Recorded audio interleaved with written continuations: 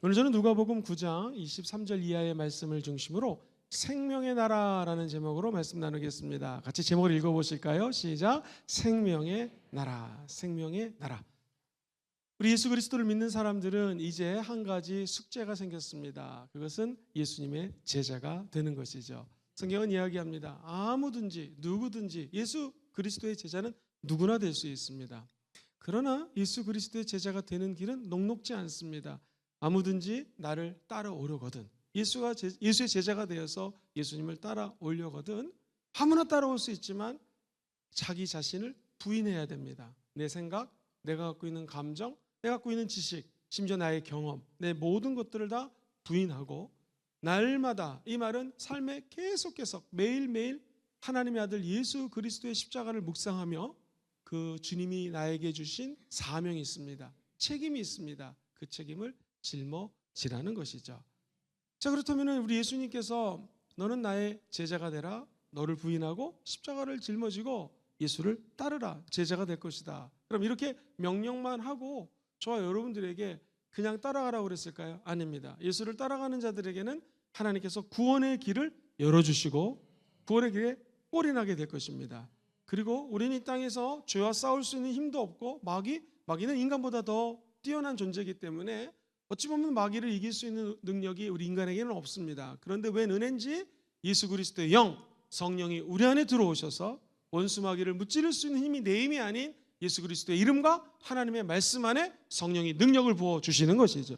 그래서 예수 그리스도의 제자가 되는 자들은 내가 싸우는 전쟁이 아니라 전쟁은 하나님께 속한 것이니 예수의 능력으로 싸울 수 있는 영적 전쟁의 승리의 길을 열어주십니다. 뿐만 아니라 그 성령님이 성령을 충만함 받을 수 있도록 어제, 오늘, 미래의 성령 충만까지도 약속해 주시는 것이죠. 오늘 그 성령 충만한 은혜가 우리 영혼 깊은 곳에 자리매김하기를 주의 이름으로 축원드립니다. 그래서 한마디로 얘기하면 너를 부인하고 네 십자가를 짊어지고 주님을 따르는 이 길 속에서 우리는 결국 어디에 들어가게 되냐면 생명의 나라에 들어가게 될 것입니다. 생명의 나라는 어떤 나라일까?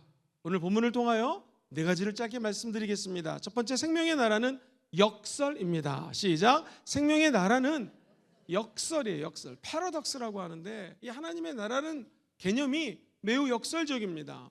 오늘 본문도 23절에 또 우리에게 이르시되 아무든지 나를 따르려거든 자기를 부인하고 날마다 제 십자가를 지고 나를 따를 것이라. 그죠? 이 제자가 되어라 하고 말씀하십니다. 그러면서 우리 주님이 역설적으로 예수의 제자가 되는 사람들이 따라야 될 길을 말씀하십니다. 그게 24절이에요. 천천히 같이 읽어보겠습니다. 시작. 누구든지 제 목숨을 구원하고자 하면 잃을 것이요 누구든지 나를 위하여 제 목숨을 잃으면 구원하리라. 쉬운 성경으로 읽어드릴게요. 왜냐하면 이게 좀 약간 어렵기 때문에 24절 한번 준비해 보세요. 시작. 누구든지 나를 위해 자기 목숨을 버리는 자는 구원을 받을 것이지만 자기 목숨을 보존하려고 하는 사람은 그 목숨을 잃고 말 것이다. 굉장히 반대적이죠. 혹시 임진왜란 때 우리 이순신 장군이 했던 말 기억하십니까? 살고자 하는 자는 어떻게 하시죠? 죽을 것이요 죽고자 하는 자는 살 것이다. 그러면서 왜군하고 싸웠던 일이 있습니다. 어떻게 이렇게 성경하고 비슷한 이야기인지. 저와 여러분이 죽으면 예수님이 삽니다. 세상에서는 내가 살아야 되잖아요. 나를 알려고 나를 PR하지 않습니까?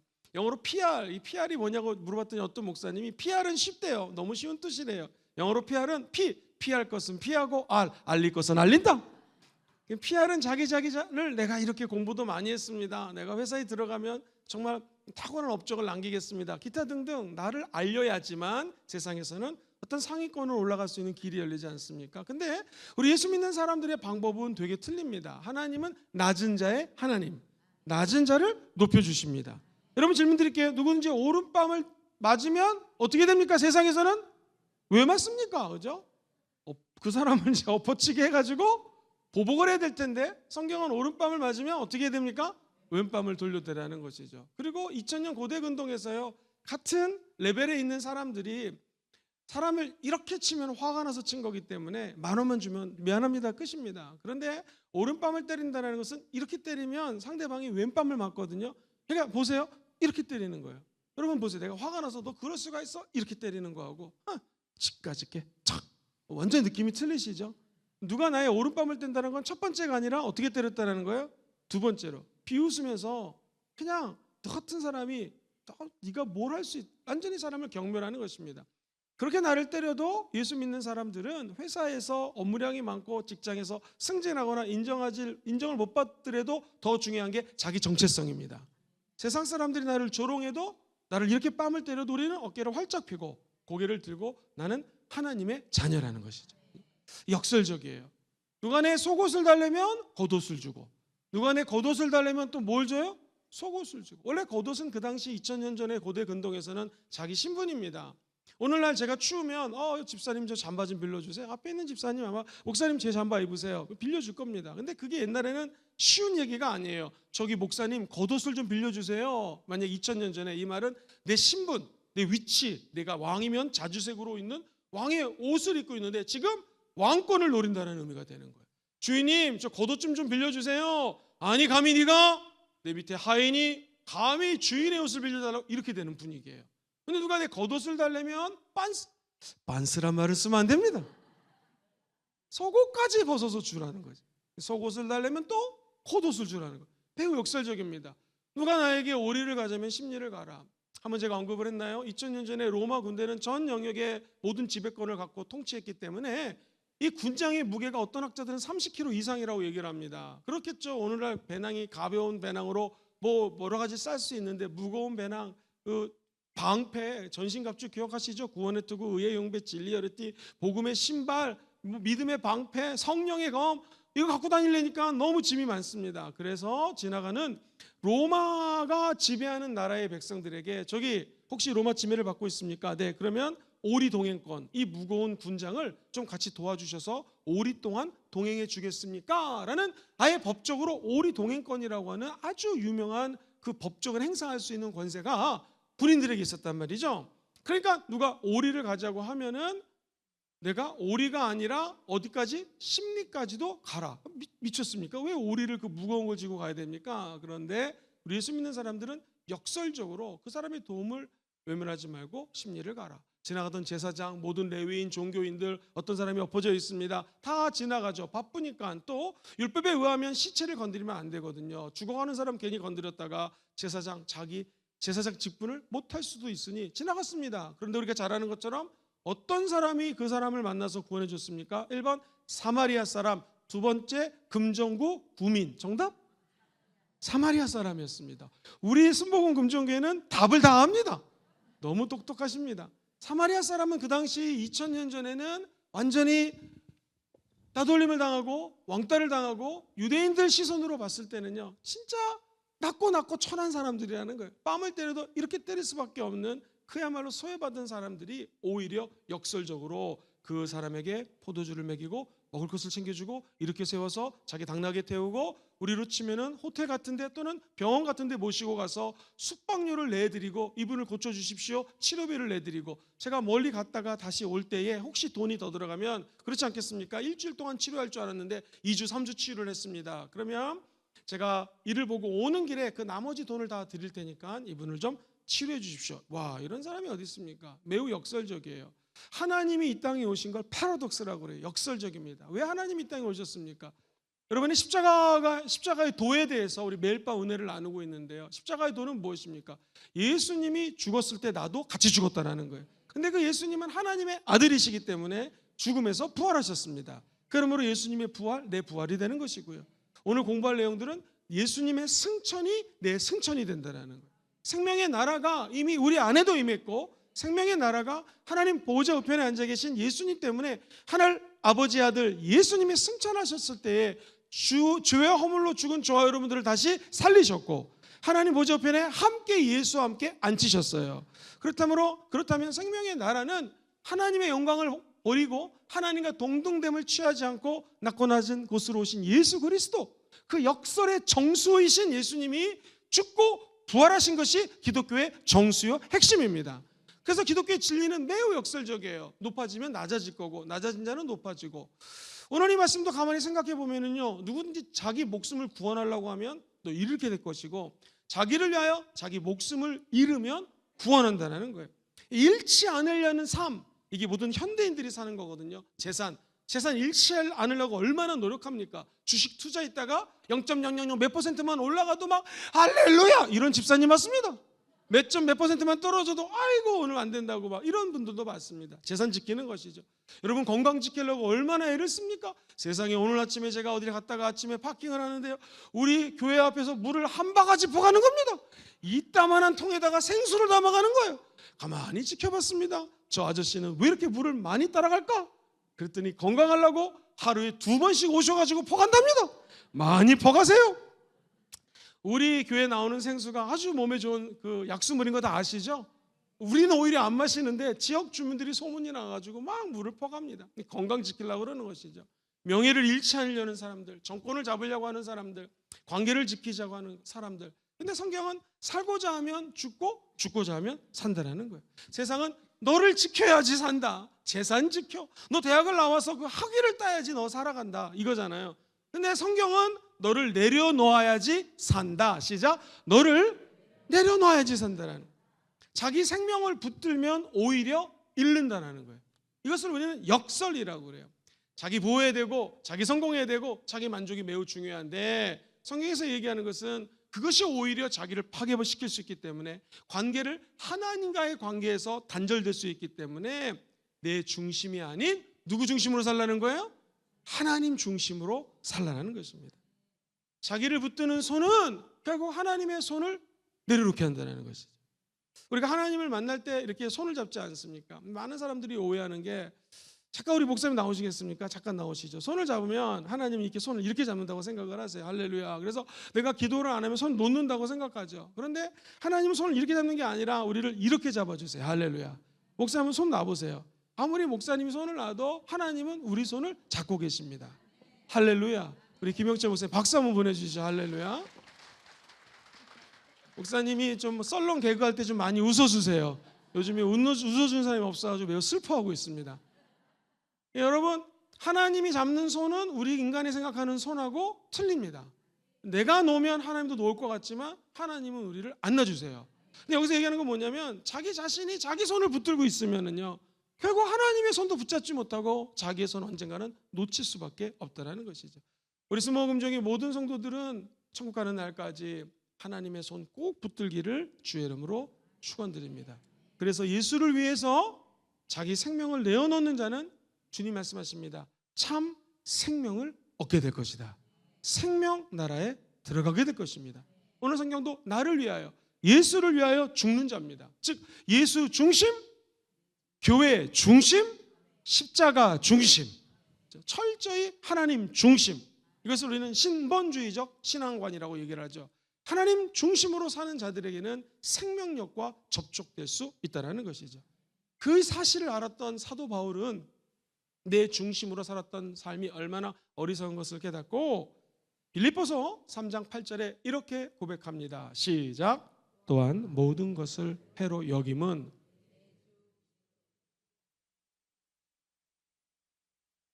내가 그를 위하여 모든 것을 잃어버리고 배설물로 여기는 것은 무엇을 얻어요? 그리스도를 얻습니다. 모든 걸 배설물로 여겨버렸더니 이게 웬일입니까? 거꾸로 역설적으로 나는 배설물입니다. 이게 말이 쉽게 해서 배설물이지 똥이라는 거 아니겠습니까? 나는 똥입니다. 나는 오줌입니다. 내가 내 자신을 부인하고 십자가 대신 예수 그리스도의 생명의 길, 능력의 길, 은혜의 길, 십자가 도를 따랐더니 웬일입니까? 그리스도를 얻게 됐다라는 거예요. 참된 생명을 소유하게 되었다라는 거예요. 잃는 자가 얻는다라는 것입니다. 그렇다면 우리도 날마다 잃는 훈련을 통해서 생명력과 접촉될 수 있고요, 생명을 배우는 과정 속에 있다라는 거예요. 같이 한번 따볼까요? 잃는 훈련, 잃어버리는 것이죠. 저는 이것을 아름다운 손해라고 표현하고 있습니다. 쉽습니다. 이게 우리 저와 여러분들이 신앙생활하고 있거든요. 신앙과 믿음의 차이는 뭘까요? 신앙생활은요, 손해보는 것입니다. 신앙생활은 잃어버리는 거예요. 사랑하는 성도님들, 오늘 예배당에 나오려면 우리가 적어도 1시간 반 예배를 드리려면, 찬양까지 2시간 예배를 드리려면 적어도 여기 계신 모든 분들이 1시간 전에 준비를 했고 또 예배 끝나고 전도하고 이러면 하루 종일을 거의 하나님께 드리는 거거든요. 이 손해보는 것입니다. 아니 이 시간에 네일샵에 가서 손톱을 다듬거나 밀렸던 영화를 보거나 드라마 요즘 못 보는 거 많지 않습니까? 무슨 폭삭 속았수다? 뭐 그런 게 요즘 인기라고 하는데 뭐 그런 거 봐야 되지 않겠습니까? 그런데 오늘 이 자리에 와서 하나님께 신앙을 손해보는 것이죠. 이게 웬일입니까? 좀 있으면 또 헌금을 걷습니다. 헌금 바구니가 돌아다닙니다. 그러면 서로 처음 오신 분에게는 아니 이거 시간도 드렸는데 또 손도 하나님이 손을 벌리셔서 헌금까지 뺏어가나 이렇게 오해하는 분도 있을 수 있거든요. 신앙생활은 원래 손해보는 것입니다. 잃는 훈련을 하는 것입니다. 내가 잃으면 주님이 채워주시는 것이죠. 그게 믿음입니다. 아름다운 손해를 보면 하나님이 채워주십니다. 하나님이 어떻게 채워주십니까? 저 여러분들에게 작으면 내가 손해본 곳에 30배 채워주십니다. 조금 하나님 마음에 드시면 몇 배로 채워주셔요? 60배로 채워주십니다. 진짜 하나님이 오케이 하시면 몇 배로 채워주십니까? 100배로 채워주시는 거예요. 저는 믿습니다. 여러분이 하나님을 위해서 손해보는 거 1000배 만배로 채워주실 것입니다. 내 대에 채워주지 않고 돌려주지 않으면 제가 예언합니다. 여러분 다음 세대에서 하나님이 돌려주십니다. 저희 할아버지는요 일본에 가서 공부를 하시고 교장 선생님이셨습니다. 그리고 한 교회에서 한 학교에서는 교장 선생님으로 일을 하시고 교회 장로님이셨습니다. 그런데 할아버지가 하는 일은 뭐냐면 교장 선생님 월급이 얼마나 많겠습니까? 월급을 받으면 전부 다 가난한 사람 나눠주는 거예요. 전부 다 나눠주는 거예요. 제일 싫어했던 사람이 누굴까요? 할머니? 네 할아버지는 살아서 월급을 나에게 한 번도 갖다 준 적이 없다. 월급 받으면 전부 가난한 사람 나눠준다. 그 할아버지의 섬김이 어디 대에 와서 열매를 맺을까요? 제 대에 대해서. 우리 아버지가 또 우리 제 아들들이 그 열매를 맺는 것을 정말 많이 체험합니다. 사랑하는 성도님들, 신앙생활은 손해보는 거예요. 베푸는 거예요. 나누는 거예요. 근데 주님은 자기를 위해서 생명을 내려놓는 자, 섬기는 자에게는 30배, 60배, 100배로 되돌려 주십니다. 내 감정보다 하나님의 뜻을 따라갈 때. 내가 하고 싶은 말이 되게 많죠. 여러분들 하고 싶은 말이 많지만 참고 하나님이 원하는 말을 하는 거. 이게 잃는 훈련입니다. 이 시간과 물질을 주님을 위해서 쓰고 선교를 위해서 쓰고 전도를 위해서 쓰고 하나님 나라를 위해서 쓸 때 하나님이 주시는 생명을 얻는 길이 된다는 거예요. 여러분들은 오늘 이 시간에 무엇을 붙잡고 계십니까? 세상에 생명을 구하고 계십니까? 아니면 주님 안에 생명을 구하고 계십니까?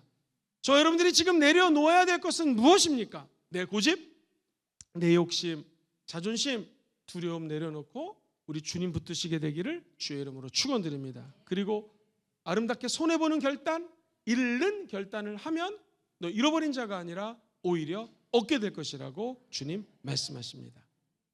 진짜 생명은 내려놓는 자리에서 발견되게 되는 것이고 기독교의 생명의 진리는 역설적이기 때문에 손해볼 때 하나님이 채워주십니다. 두 번째는요, 생명의 나라는 자기 자신을 오히려 찾게 됩니다. 시작. 생명의 나라는 자기 자신을 찾게 됩니다. 아까 말씀드렸던 자기 정체성. 회사에서 업적을 쌓지 않으려고 해도 더 중요한 건 내 정체성입니다.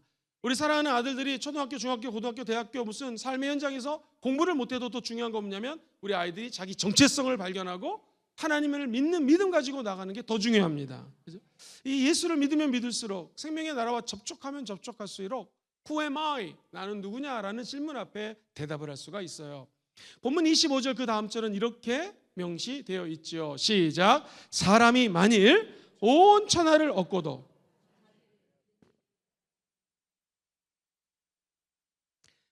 대부분의 사람들은 뭔가를 얻으려고 가지려고 애를 씁니다. 명예, 돈, 그리고 건강, 인맥, 권력, 인맥을 쌓는 사람들 보셨습니까? 무섭습니다. 어떻게든지 사람을 만나서 인맥을 쌓으려고 정말로 고전분투를 당합니다. 그렇게 애를 쓰지만 만약에 그 모든 걸 가졌습니다. 건강, 인맥 뭐 다 가졌지만 성경이 얘기합니다. 천하를 얻고도 자기를 잃거나 자기 자신을 빼앗기면 뭔 소용이 있겠는가? 우리는 천하를 얻는 것이 아니라 예수 그리스도를 얻었습니다. 예수님은 모든 것을 창조하신 창조주십니다. 그래서 그 창조주를 얻게 되면 내 자신을 발견하게 된다는 거예요. 온 천하를 얻어도 자기 자신의 참된 나를 잃어버리면 아무런 의미가 없다는 것입니다. 실제로 바쁜 사업가가 있었습니다. 돈을 엄청나게 벌었습니다. 그런데 그 가정이 무너지는 경우도 많이 봤습니다. 제 주변에 공부를 열심히 해가지고요, 우리나라에서 제일 좋은 데 들어간 친구가 있습니다. 여러분, 제가 대학교 다닐 때는요, 제 기억에 전문대 포함해서 28%가 들어갑니다. 그러니까 거의 72, 3%는 대학을 아예 못 들어갑니다. 4년 전에는 10%밖에 못 들어갔습니다. 정말 대학 들어가기가 어려웠던 시대를 살았던 적이 있었었죠. 그렇게 했는데 그것도 제일 좋은 대학을 들어갔으니 어떻게 공부를 했겠습니까? 걔네 엄마 아빠가요, 선행학습이라는 걸 저는 알지도 못했는데요, 고등학교랑 올라갔더니 얘가 맨날 조는 거야. 학교에서 공부를 안 해. 어떻게 이렇게 자냐고. 이 공부를 막 해도 1등하기 어려운데 맨날 자면서, 야, 나 저거 중학교 때 다 공부해서 그러는 거예요. 이미 고등학교 1학년인데 고3 때까지 다 뛰었습니다. 그러니까 고3 때 맨날 1등 할 수밖에 없고 좋은 대학을 들어갔죠. 근데 문제는 이 아이가 대학에 들어가자 나는 누구인가 방황을 하는 거예요. 엄마 아빠가 돈 많이 벌어가지고 자기를 과외시키고 선행학습 시켰는데 잃어버린 나는 누구인가 하면서 대학교 1, 2학년을 술로 보내고 방황하는 것을 지켜본 적이 있습니다. 공부 열심히 해서 좋은 대학 들어간들 뭔 소용이 있겠습니까? 나 자신을 잃으면 아무 소용이 없다라는 것이죠. 무엇을 갖느냐보다도 내가 누구냐가 중요합니다. 시작. 무엇을 갖느냐보다도 내가 누구냐, 이게 중요합니다. 나는 누구냐. 옆 사람에게 한번 눈을 크게 뜨고 물어보십시오. 너는 누구냐. 시작. 역시 우리 성도님들은 반말을 잘 못하세요. 그럼 좀 존댓말해. 당신은 누구십니까? 시작. 당신은 누구십니까? 여러분 어떻게 대답하시겠습니까? 여러분은 누구세요? 우리는 하나님의 자녀입니다. 우리는 구원받은 사람입니다. 비록 죄를 지을 수 있지만 내 안에 성령님이 계십니다. 그리고 우리는 영혼이 잘된 사람들입니다. 그래서 범사가 잘 됩니다. 그리고 강건한 축복을 받았습니다. 무슨 일을 만나든지 만사형통하리라. 무슨 일을 만나든지 만사형통하리라. 할렐루야. 우리가 무슨 일을 만나든지 만사형통할 수 있는 이유는 하나님이 우리의 백이 되시기 때문이고요, 하나님 안에 거하는 자가 되었기 때문입니다. 온 천하를 얻어도 참된 나를 얻지 못하면 아무것도 아니다. 근데 우리는 참된 자를 하나님 때문에 얻게 되었다는 거예요. 그러므로 하나님의 나라는 자기 자신을 되찾는 것입니다. 목사님, 나는 저 애굽에서 맨날 종살이하다 죽는 사람인 줄 알았습니다. 아니요, 애굽에서 종살이하다 죽을 사람이 아니라 홍해를 가르고 광해에 진입할 사람이요, 이제 곧 요단강을 가르고 어디 갑니까? 적과 꿀이 흐르는 가나안 땅에 들어갈 사람입니다. 믿으십니까? 마귀가 우리를 더 이상 좌지우지할 수 없는 이유는, 저와 여러분들은 생명의 나라로 우리 자신이 옮겨졌기 때문에 마귀는 영적으로 저와 여러분과 전혀 상관이 없습니다. 잠시 우리 주님이 다시 올 때까지 공중의 권세 잡은 자가 되어서 아주 한시적으로 제한적으로 우리를 공격하고 괴롭힐지 모르지만 저와 여러분들은 우리 자신을 압니다. 우리 안에 예수님이 계시죠.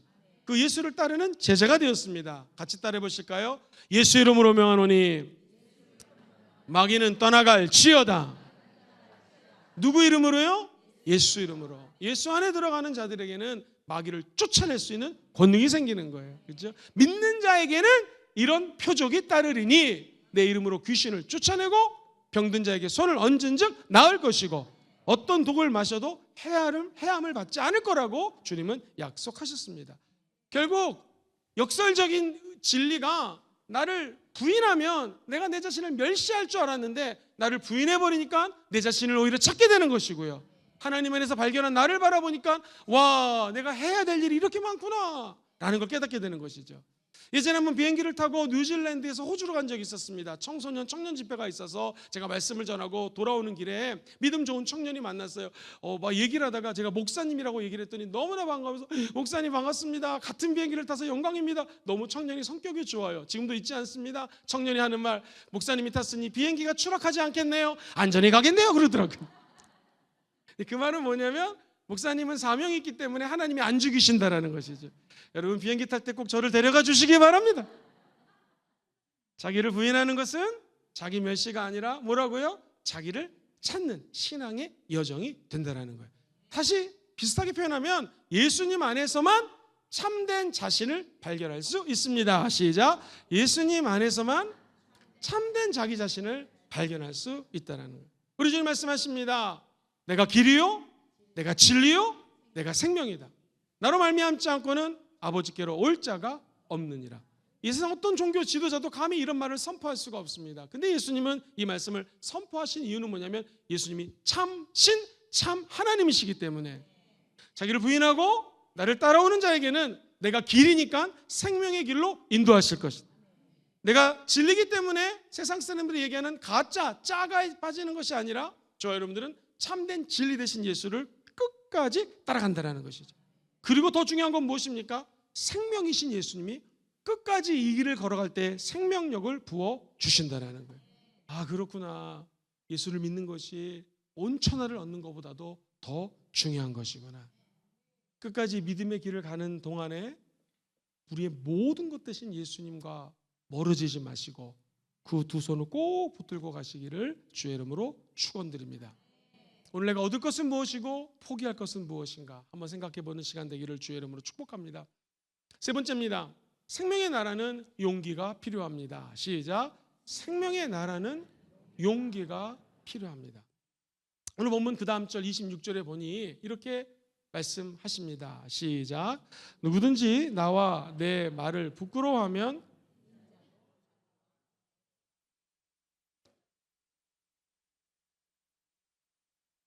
요즘은요 예수 믿는 것을 얘기를 잘 하지 않습니다.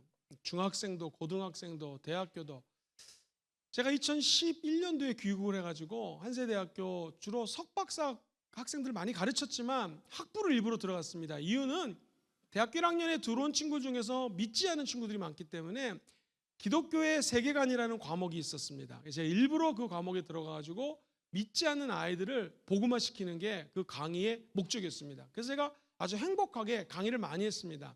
처음에 들어가가지고 혹시 예수님 믿는 사람 손들라고 하면은요 1900년대에 손을 들었던 비율하고 2011년, 12년도에 들었던 비율이 완전 틀리고요. 2025년도 살고 있죠. 요즘에 대학교 1학년 아이들에게 예수님 믿는 사람 손들라면 손 아예 안 듭니다. 지금 웬만한 고등학교는요 그래도 한 반에 예전에 예수 믿는 아이들이 많았는데 중고등학교 아이들이 세 반에 한 명 정도 예수 믿는다고 손을 든답니다. 그러니 대학교 들어가가지고 목사님이 예수 믿는 사람 손들어 그러면 애들이 손을 일부러 안 들립니다. 왜냐하면 잘못하면 콕껴가지고 교회 갈까 봐. 여러분 이런 시대를 살고 있습니다. 청소년 한 명, 대학생 한 명 전도하는 게 하늘의 별 따기 시대를 살고 있어요. 사랑하는 성도님들, 예수를 믿으십시오. 복음을 증거합니다. 여기에는요 엄청난 용기가 필요합니다. 아무리 목사라도 믿지 않는 아이들에게 복음 전하는 거 매우 용기가 필요했습니다. 정말 쉽지가 않았습니다. 성경은 예수님과 하나님의 말씀을 부끄러워하지 말라라는 거예요. 나와 내 말을 부끄러워하면 하나님도 거룩한 천사들의 영광으로 올 때에 너를 부끄러워할 것이다.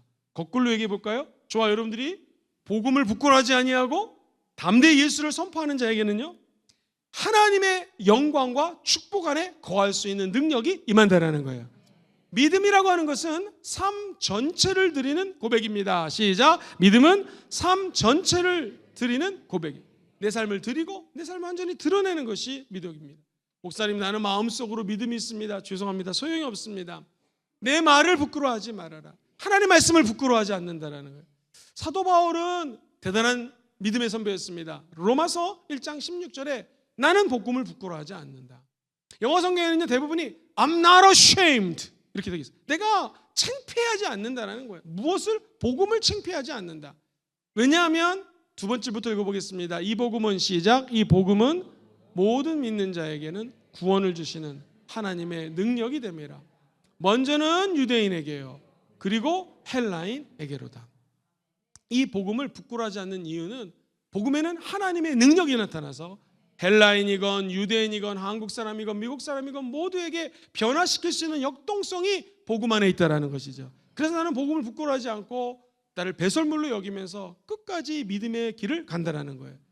이제 전제로 내 삶이 하나님께 드려질 날이 가까웠느니, 이 말은 전제라는 것은 내 온몸을 태워서 하나님께 요제로 올려드리는 것이 전제입니다. 그러니까 내가 곧 죽을 날이 다가왔다는 거예요. 그 죽음 앞에서도 그는 복음을 부끄러워하지 않는다고 고백을 합니다. 그렇다면 우리도 마찬가지입니다. 신앙을 부끄러워하면 그 신앙이 점점 사라집니다. 그러나 신앙을 자랑스럽게 생각하고요, 믿음을 부끄러워하지 않으면요, 여기에는 용기가 필요합니다. 그렇게 된다면 우리의 믿음은 점점 자라게 된다는 거죠. 내가 영광 가운데 올 때에 주님 말씀하십니다. 나도 너를 부끄러워하게 할 것이다. 저와 여러분들이 정말 주님 주시는 용기를 가지고 복음 부끄러워하지 아니하시고 끝까지 예수를 증거하기를 주의 이름으로 축복합니다. 이 용기는 저와 여러분들을 영광스러운 결과로 이어지게 할 것입니다. 시작. 용기는 영광스러운 결과로 이어지게 합니다. 지금은 비웃음을 당할 수 있습니다. 솔직히 예배 마치고 외대에 올라가가지고 우리 아들, 딸 때 보는 아이들에게 예수님 믿으세요? 할렐루야. 어떤 아저씨 여기 왜 왔어요? 이런 애들도 있고요. 민망하지 않습니까? 근데 부끄러워하지 않는 거죠. 아무리 목회자라도 복음 증거하는 것은 창피할 수도 있습니다. 우리 성도님들 화요일마다 목요일마다 전도하고 있지 않습니까? 부끄러울 때도 있고 황당할 때도 있고 별의별 얘기를 다 하는 사람도 있을 것입니다. 그러나 기억하십시오. 끝까지 용기 있게 주님의 이름을 높이면 하나님이 우리를 높여주십니다. 하나님이 높이시면 낮출 자가 없습니다. 하나님이 낮추기로 마음 먹으면 어떤 사람도 저 하늘에서 떨어지게 되어 있는 것이죠. 마태복음 10장 32절 말씀을 예의주시해서 같이 읽어봅시다. 시작. 누구든지 사람 앞에서 나를 시인하면 나도 하늘에 계신 내 아버지 앞에서 그를 시인. 할렐루야. 신앙을 부끄러워하지 마십시오. 작은 자리에서도 예수님은 살아계신 하나님의 아들이라고 고백하십시오. 바요나시모나 복이 있도다. 내가 너에게 천국 열쇠를 준다. 하늘에서 풀면 땅에서도 풀리고 땅에서 묶으면 하늘에서도 묶이고. 할렐루야. 모든 은혜의 은총이 천국 열쇠 가운데 있습니다. 근데 열쇠는 하나님의 아들 예수를 용감하게 고백하는 자에게 하나님의 영광이 드러나게 된다는 거예요. 특별히 예수 그리스도의 말씀을 부끄러워하지 마시고 어떤 어려움 속에서도 우리 성도님 지금 하시는 것처럼 끝까지 복음을 증거하시게 되기를 주의 이름으로 축원드립니다. 마지막 네 번째입니다. 생명의 나라는 우리 눈으로 볼 수가 있습니다. 같이 읽어볼까요? 시작. 생명의 나라를 볼 수 있습니다. 마지막 27절에 이렇게 고백을 하죠. 시작. 내가 참으로 너에게 이르노니. 여기 서 있는 자, 이게 무슨 말이냐면 생명의 나라가 하나님의 나라인데 이 생명의 나라는 경험되는 나라. 시작. 경험되는 나라. 생명의 나라는 생명이기 때문에 경험이 됩니다. 죽은 사람은 경험할 수가 없죠. 산 사람은 경험을 합니다. 코끼리를 만지면 코끼리구나. 나무를 만지면 나무구나. 우리가 이 촉각을 통해서 알 수가 있어요. 귀를 통해서 들립니다. 눈을 통해서 봅니다. 먹음으로 미각이 있기 때문에 무슨 맛인지를 압니다. 소금 맛인지 짠맛인지 단맛인지를 알 수 있죠. 생명의 나라는 경험이 된다는 것은 예를 들면 누가복음 17장 21절에 이렇게 말씀하시거든요. 시작. 또 여기 있다 저기 있다고도 못하려니 하나님의 나라는 어디 있어요? 너희 안에 있다라는. 생명의 나라는 우리 안에 있습니다. 우리가 늘 경험할 수가 있는 거예요. 어떻게 경험합니까? 손해볼 때 하나님이 채워주는 걸 보고 체험할 수 있습니다. 참고 인내할 때 하나님의 열매가 드러나는 것을 보고 알 수가 있는 것이죠. 베드로, 요한, 야고보는 진짜로 그 다음 주쯤에 공부할 내용인데요. 변화산상에 올라가서 하나님의 나라를 봅니다. 하나님의 영광을 봅니다. 예수님이 영광스러운 모습으로 변화되는 변화산상을 체험합니다. 우리 오순절 주의자들은요, 이때는 우리 예수님이 아직 죽지도 않으셨고 부활하지도 않은 상태입니다. 예수님은 곧 죽으셨고 부활하셨습니다. 믿으십니까? 그리고 성령님이 임했죠. 그때 120명의 성도들이 하나님의 나라를 눈으로 본 것입니다. 그러니까 이것을 우리 순복음에서는 어떻게 해석을 하냐면 우리가 올해 예배에 올인합니다. 하나님의 임재를 예배 때마다 체험하고 있는 줄 믿습니다. 그래서 앞에 보시면은 영과 진리로 어떻게 하자고요? 예배하는 거예요.